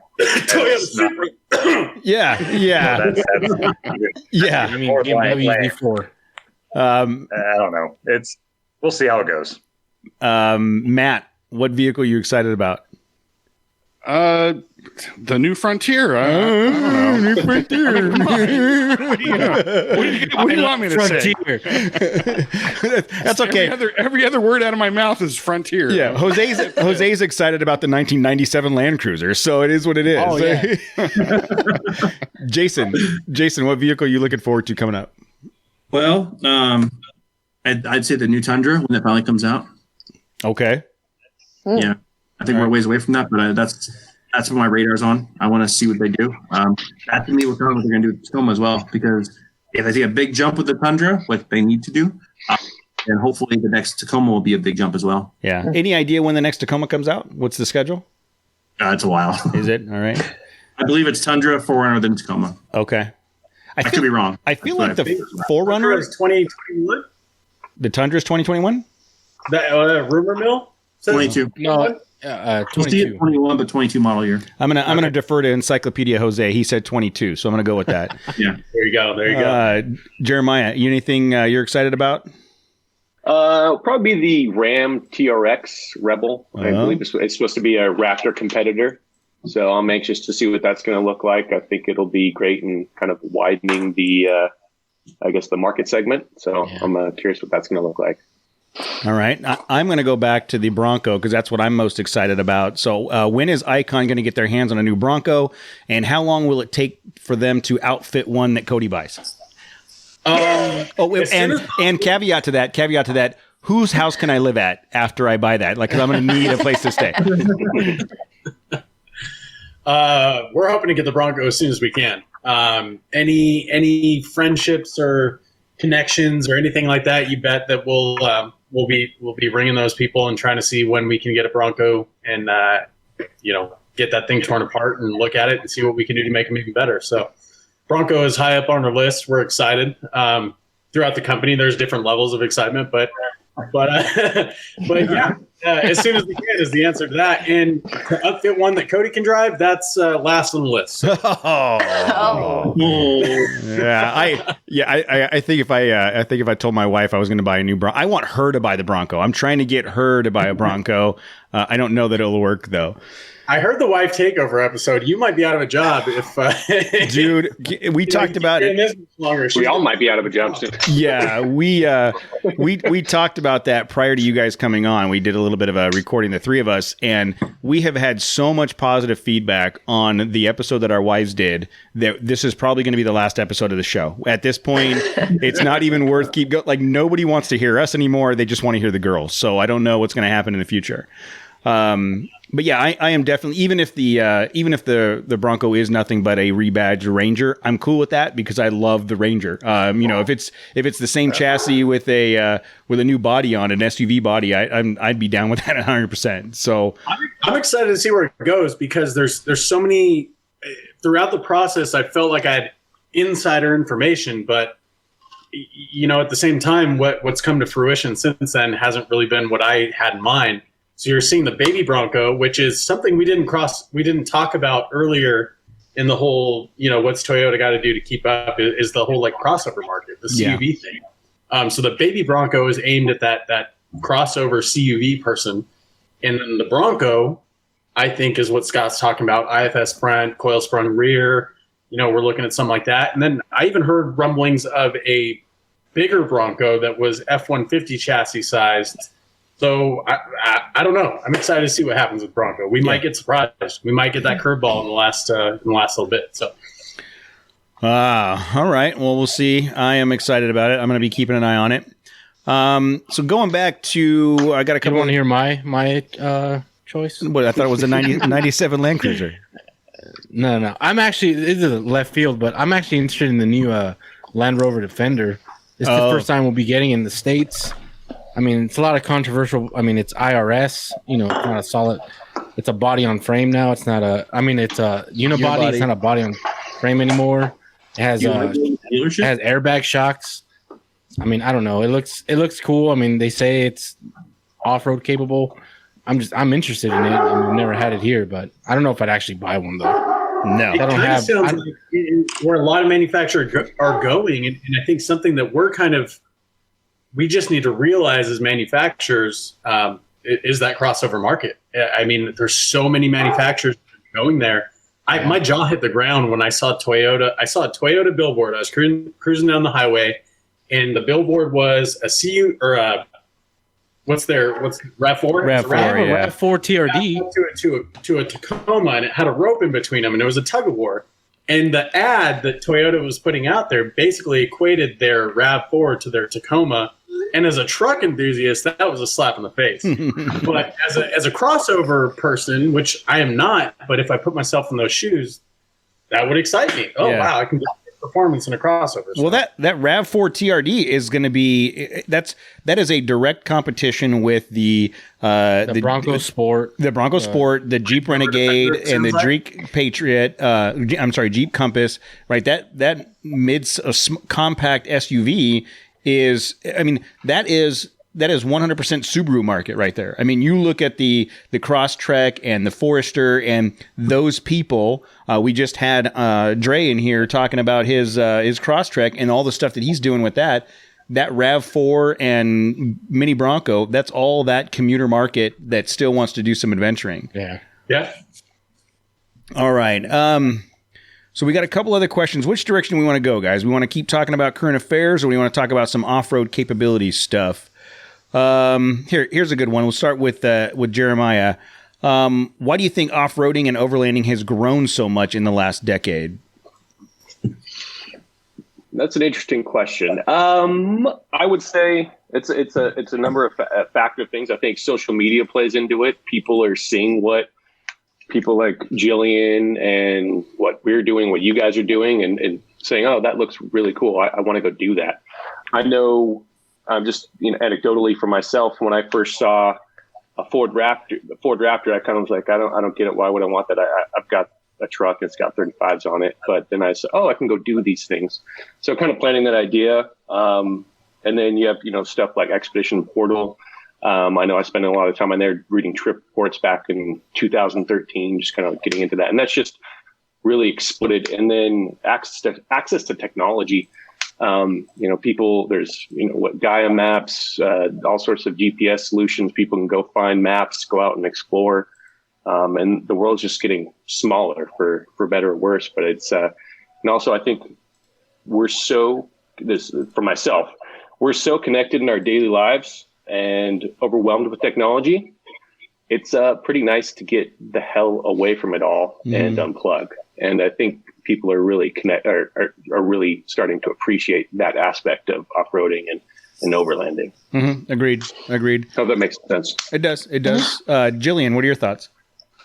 I mean, I could parrot what Jeremiah just said. I think the experience of just experiencing something, we're so, this break has been so weird. We're all not doing our normal routines and no one knows what to do. But I think, we've been, the hustle of the American dream and what we've all kind of, built our lives around, while there's massive benefits to that, there's also, because of technology, we've kind of I feel like we're on this hamster wheel sometimes. So we're desperate for something that is like a real experience, a real emotional connection to whether it be nature or to our friends, just really getting to,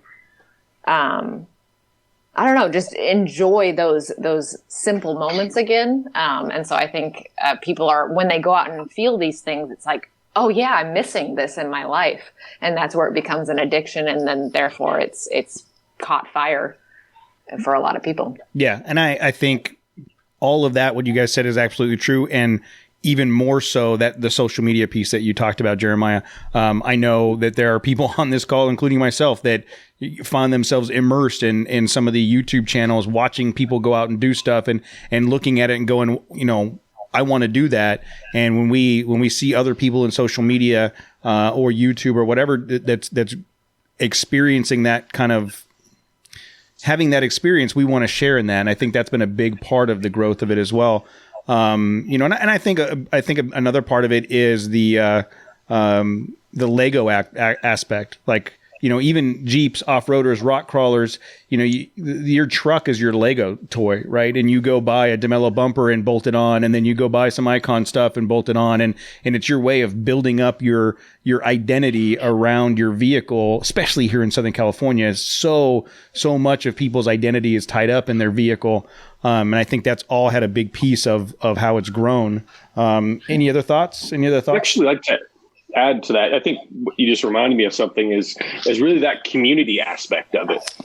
That's really exploded as well. And I think has led to just the further growth. I know for us and myself, when I got started, it's going out with people who are are relatively hardworking, who have some similar interests in having a shared experience, whether it be actually going with them or them following on your trip report or your video, is that there's just this kind of community aspect that people are looking to connect. And like when we go down to Baja and we have 30 or 40 people with us, it's an adventure. we put a ton of work into all the logistics, but things always happen that are not planned. But it's overcoming those things and then kind of doing that together as a group and overcoming all that together.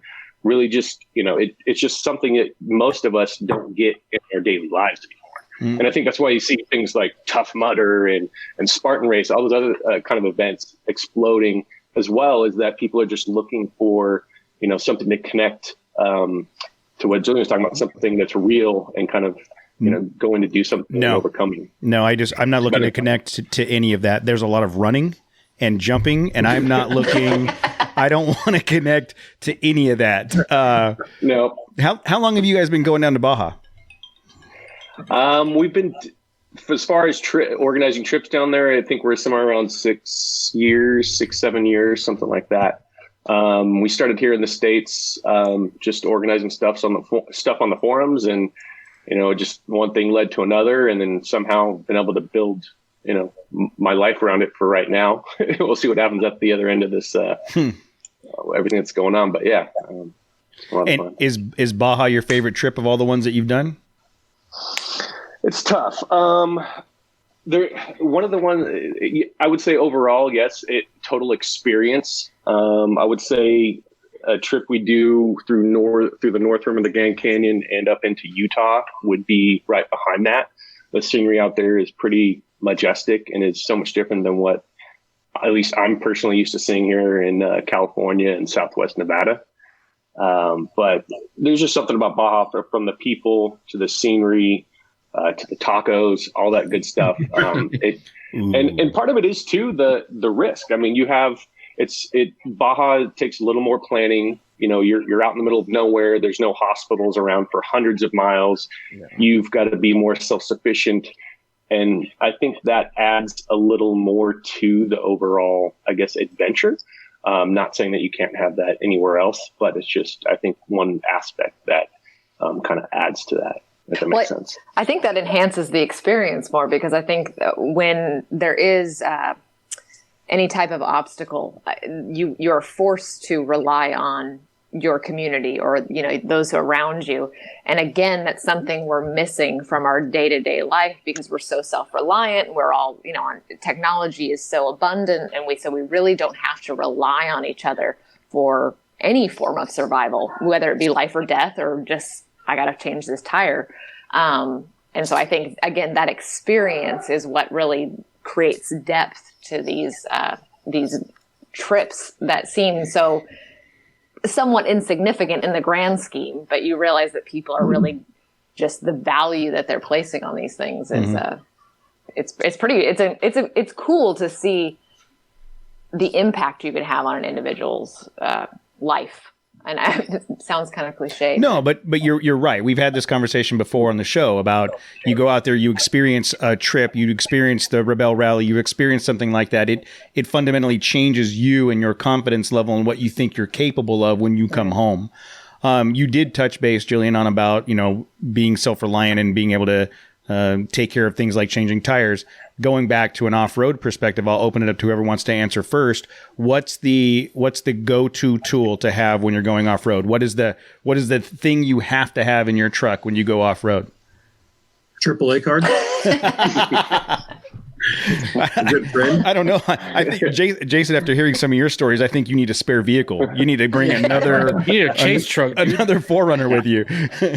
Yeah. A blowtorch? Does that work? Yeah. If it's a Frontier, you just turn the blowtorch on it and just go get a new one. Matt's on mute. Jeremy, thoughts? What's the go-to? What's the tool you have to have? It's hard to condense it down into one thing. I look at just a good, well put together tool bag, and I'm not talking extravagant with impacts and this and that and the other, but just a tool bag that at least covers every nut and bolt on your truck that's important. Suspension, pickup points, motor mounts, that kind of stuff. Just anything when crap does hit the fan off road, you can at least try your best to make something happen. At Icon, we've come up with some pretty cool stuff when things turn south. I've seen a motor mount made out of about 24 Icon koozies. Nice. On top of Nice. I was lucky enough to, my first time down in Mexico was in '08 for the 500, and I got the full experience. We made a Craftsman tie rod, on a class 1 car that broke down there during the 500. I think just a well-prepared tool bag is probably the best thing that you can have.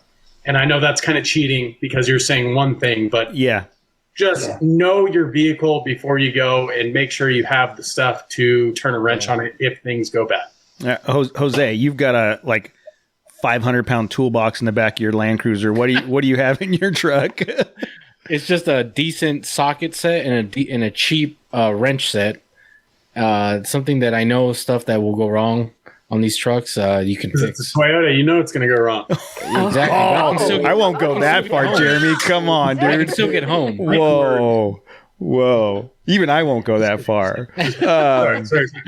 Jason, he's apologizing. I'm sorry. I faced Toyota like that. Jason, thoughts?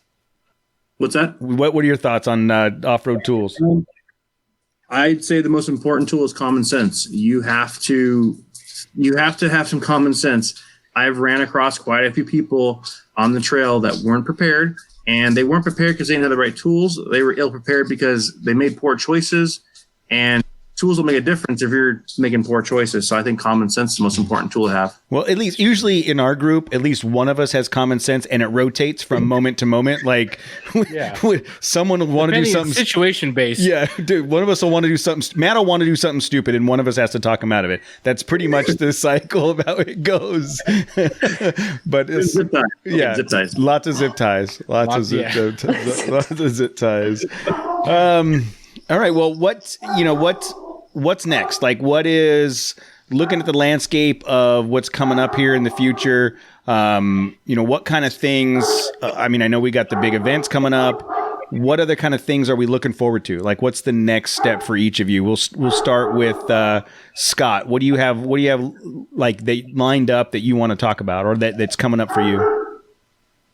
I just want everything to go back to normal, man. Like this whole uncertainty of not being able to go out and do anything, or if we're going to be able to justify spending the money on that suspension system or whatever it may be. It's one of those things. So I'm just excited to everything to go back so I can hit the trails and go break some more parts and go and have a good time. Yeah, I would agree. I think everybody can agree with that. Jillian, what's next? What's your closing thoughts? What are the things that you're looking for? Make it all right, Jillian. You're here to make it all. You're the one on the phone on the call that has common sense. So you have to. Oh, good Lord. Well, I think we're going to have a new normal. I don't think going back to normal is possible at this point. I think and accepting that reality with kind of just not with a negative feeling, but just okay, we're moving forward. I think as I feel like I've gotten really patriotic. We're Americans, and we make shit happen. We have the ability to adapt, so I'm getting excited while it feels very uncertain. I'm kind of got a part of my brain that's getting excited for what's coming and the opportunities and the adaptation that's going to be required.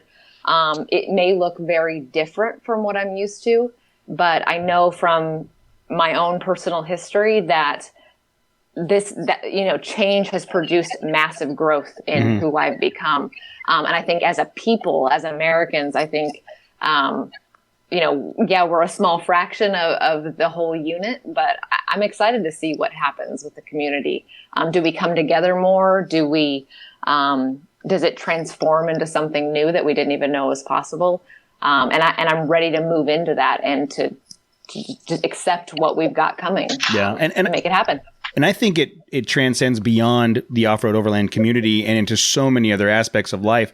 You look at people that never worked remotely in their lives are now working remote, and companies are seeing that happening. And are they able to maintain the efficiency? And what does that do for their overhead costs? And how do we maximize that? New technologies, just the being able to do the video calls and that kind of stuff is going to emerge from this. And then I think another big piece of this that's kind of an unintended consequence is you've got huge sections of the community of the workforce that have gone on furloughs or gone on unemployment, and that's going to completely mix up the job pool. And you're going to find that when all this is over, some of those jobs are going to open back up, but people have moved around, and there's going to be new opportunities that probably weren't available to you 6 months ago because that person has moved on to something else, and you're going to get this massive mixing of new people and new roles, and that's going to create new ideas and new opportunities, and it's going to be a catalyst for some really exciting things that we'll see in the future.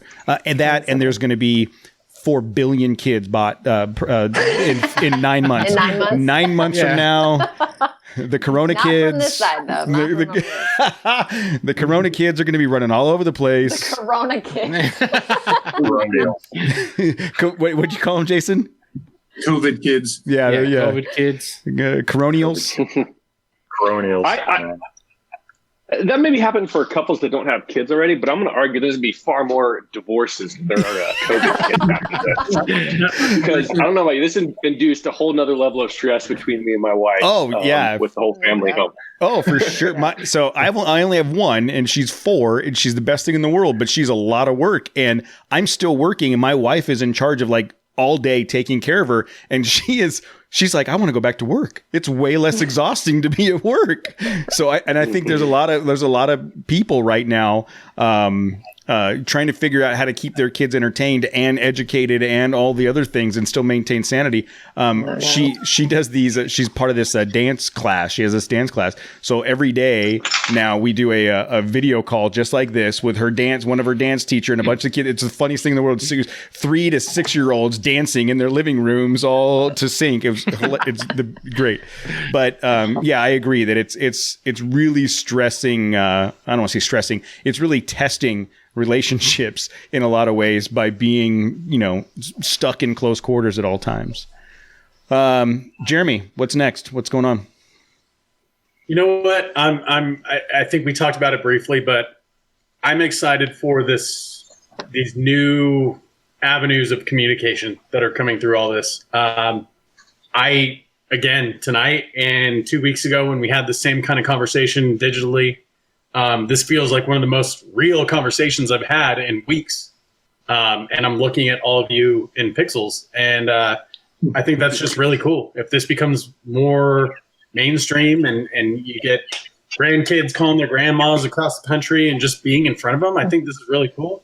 For me, what's getting back to normal is exactly that. I mean, I want to be back at events. I want to be out wheeling. I want to be out shooting the content that we need to go get and testing and put our R&D department back to work out in the dirt where they need to be and all that kind of stuff. So for me, that's really it. Just new ways to communicate and new ways to get our message across. But let's just get back in the dirt. That's what I want to do. Yeah.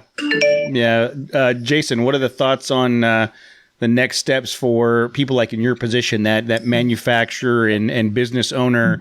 Like, how do you weather the storm and get to the next level, to the other side of the bridge?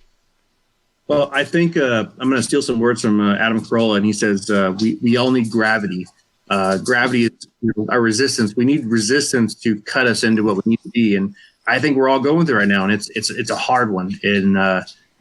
Especially what we do, small business manufacturing. I really feel for them, the people that own restaurants out there. But overall, I think we are going to find some good in this. We're going to come out the other side of it. And there's a lot more people that can stay home and work from home and reduce traffic, reduce pollution, reduce everything, stress. I think that's going to be one good positive thing that we hopefully learn from this. But I've never wanted to go off-roading so bad in my life right now. I know. We are still working, but it's work home. And it's every day to me feels almost like a gift in the sense that we don't know what tomorrow is going to be. Tomorrow, they can, go full lockdown. Yeah, like martial law. So every day now, I'm actually excited in a way to get to work and to think of new creative ways. I'm talking to Jeremy every day too, because we're always like, well, can we do this? Can we do this? And he's got some cool ideas coming up, and he's helped me think of stuff too. So I'm just looking forward to getting back at things with a new outlook on stuff. Yeah, I actually have a meeting and not a digital meeting, and I actually have to go look at something tomorrow out in the world, and I'm kind of excited about having to get up, get in the truck, and drive someplace, and go look at some equipment. And but yeah, it still sucks out there. Yeah, Matt's doing it every day. It's horrible. It's still the same. Well, it's not the same. There's a lot less traffic. Yeah. So Matt, while you're off mute, what are you looking forward to? What's next? Like I said earlier, I just want to get out there and get my truck dirty again. And has your truck been clean? When's the last time your truck was clean? It's still dirty from the last time we went out, pre-virus. No, it's not. It is not. We can do a live stream from my truck. It's been vacuumed. It's raining. It doesn't count. That's not a car wash. It does count if you throw soap at it and it kind of suds up. I count that. No. But yeah, I just want to get it. I want to get it dirtier and just hang out with the crew. Get out into the hills, out into the desert, and you know what we do. We just screw around and joke and have fun. That's what I'm looking forward to. Yeah, I agree. I think Jose's on mute, so I'm not going to throw it to him. But I think that's the general sentiment from everybody in the community. Well, Jose's off mute now. So what's your thought, Jose? What are you looking forward to? I don't know. I missed the entire conversation. Oh man, What did I miss? Did you go to the bathroom? No. We're just talking about what's like, just nod your head and say yes. Yeah, say yes. Jose, I like frontiers tacos. I gotta say though, there is gonna be like a bonfire like this community has never seen when we get the green light for like officially you can get the hell out of town again. We'll do it. We'll talk about it right now. We talked about it earlier. We're going to put together the Unquarantine Run 2020. So, and it'll be an annual it'll be the annual Unquarantine event, and we'll do it. We'll like everybody gets together. It'll be just stupid big, and we'll all like spread germs like we used to and share straws. Wait a second. Whoa. No. I thought that sounded. Let's just go do KOH all over again without any race. Just that's for a weekend in the desert. Yeah, okay, but if we go back to KOH, we can go to that same spot. But did we tell you that we found a way out, like our way out of that spot? Took us like 45 minutes. It was like not 16 hours of ruts trying to get there. But yeah, we'll do an Unquarantine event somewhere in the desert and get as many people together as possible. To Jillian's point, giant bonfire, and we'll do an annual commemoration of the Unquarantine. I say we call it the Unquarantine 2020. The search for Thunderdome, and then we just try and find we'll make a Thunderdome. We'll no? Yes. Yes. We'll bring the Thunderdome out. We'll bring the Thunderdome out there, and people have to sign up, and we'll have a round robin Thunderdome event with those you have big to dress as like Mad Max characters. Done. I got that. I've already seen some of your Mad Max stuff. You've already got that covered. We'll give everybody those foam. That's why I'm so excited about it. Those big things. What are those big punchy sticks with the foam on the end? With pads on the end. Right? Yeah. Like American Gladiators. Yes, we'll do a full on pads, not spikes. Thunderdome. We'll save the spikes for later. We'll see how bad this thing gets before we bring up. It's already horrible. We haven't even gotten there yet. 5 years from now, it'll be spikes. We'll start off slow with the pugil sticks or whatever with the pillows at the end. Yeah, but in 5 years, it's going to get real. So I am looking forward to all of that as well, like getting out there and doing stuff. And I do think that when the time comes, I think the problem is when the time comes when it's all lifted, and I think it's going to happen in phases, right? We're like, okay, you're not in quarantine and you can go back out and lands are open again. It's not going to be like one day we can all go back to normal. But I think what's going to happen is when that period starts to happen, everybody every weekend is going to be planning something everywhere to go, and it's going to be madhouse. So looking forward to it. Yeah, us too. Well, so I have the White Claw ready. Oh. So look, guys, I do want to say, guys, and Jillian, I do want to say thank you. This is I am to the community as you're listening. This was supposed to be a live Q&A on YouTube, and Jeremy and I tested it earlier, and somehow it didn't work tonight. And rather than scrapping it, we kept going with the audio format. I will work on that going forward because I think this kind of thing on a YouTube live feed on a regular basis would be fantastic, right? Because it really, I think Jeremy kind of touched base on it. Like, these conversations are very real. It's like we're hanging out at the campfire. We just happen to be at different campfires in different parts of town. So I want to do more of this, and I do appreciate you guys, fighting through the technical difficulties with us and sticking it out and having great conversation. This is a testament to the community that we're part of, right? Everybody comes together. We all get along. We do our part to try to make things better. And I think on the other side of this challenge, I think we're all going to be better for it. So thank you so much for joining the conversation, and I really do appreciate your time. Okay. Anytime. I got nothing better to do. Cheers. Nothing better to do. Jeremiah's going to take us all into Mexico when this quarantine's lifted. Oh yeah. Let's roll. Yeah, we'll just show up and follow him. I can go because I have a Ford. I can go. The name of the game. Well, in the world that we live in now, I'm trying to look into ways to sneak into Mexico. Yeah, I think they said they're going to close their borders. Yeah, they're going to be like, no, we don't want you guys at all. You guys are all Don't worry, guys. They speak infected. Spanish. I'll get us in. Yeah. Oh yeah. We've got Jose. We bring Jose every time we need that. That's why we have Jose around. So that Matt, Jeremiah, if you guys ever need an interpreter, just hit me up. Matt's all right. Jose's here so he could speak to the gardeners driving the Frontiers and talk to Matt for him. Oh. No. I already made the landscaping joke earlier, so you're just biting off of that. All right. That was funny the first time. I think it's hilarious every time. Man. All right, guys. In all seriousness, no. In all seriousness, How many though. drinks have you had? Yeah. Julian was keeping count too. 4 White In all Claw. seriousness, seriously, just appreciate the time and honestly, these conversations, the one we did a couple weeks ago and tonight, just feel like some of the most real, authentic conversations that I've been able to have through this whole time. Just talking about trucks and trails and what we want to do and events that we wanted to go to but couldn't go to. So thank you, Cody and the Trailchasers, for keeping that alive. Appreciate it. And, letting us kind of air out whatever we want to talk about. So Yeah, well, we'll definitely do more of them, guys. We'll definitely do you guys more. are essential AF. No. I don't think essential oils, maybe, but essential to society, absolutely not at all. Essential to me, right here.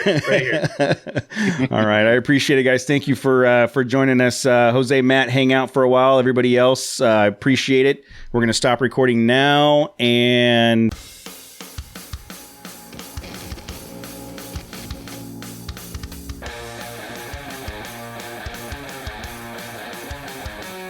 I'm Presley, and thank you for listening. Thank you to Nexon Tire. Thank you to Icon. If you want to be on the show, call 951-394-DIRT. Thank you to Ryan Torino with all of the music.